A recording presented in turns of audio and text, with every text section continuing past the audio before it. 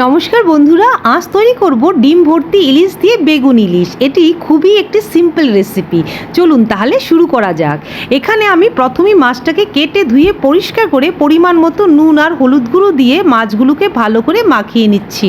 কড়াইয়ে দিয়ে দিলাম সর্ষের তেল। তেল গরম হয়ে গেছে। এবার মাছের টুকরোগুলো এক এক করে সবগুলো কড়াইয়ে দিয়ে দেবো। তারপর এপিট ওপিট উল্টে পাল্টে মোটামুটি লাল লাল করে ভেজে মাছগুলো নামিয়ে নেব।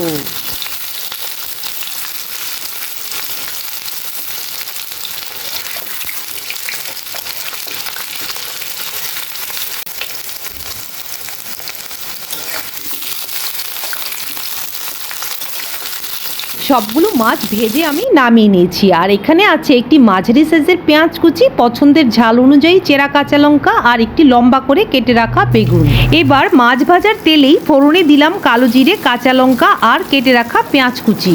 মশলাটা সামান্য ভাজার পর দিয়ে দিচ্ছি কেটে রাখা বেগুনের টুকরোগুলো। তারপর ওপর থেকে ছড়িয়ে দিলাম স্বাদ মতো নুন, হলুদ গুঁড়ো আর লাল লঙ্কার গুঁড়ো দিয়ে সবকিছু একসাথে ভালো করে মিশিয়ে নেব। এবার আঁচ কমিয়ে কিছুক্ষণের জন্য ঢেকে দিলাম। সবকিছু খুব ভালো করে ভাজা হয়ে গেছে। এবার দিয়ে দেব ঝোলের জন্য পরিমাণ মতো জল।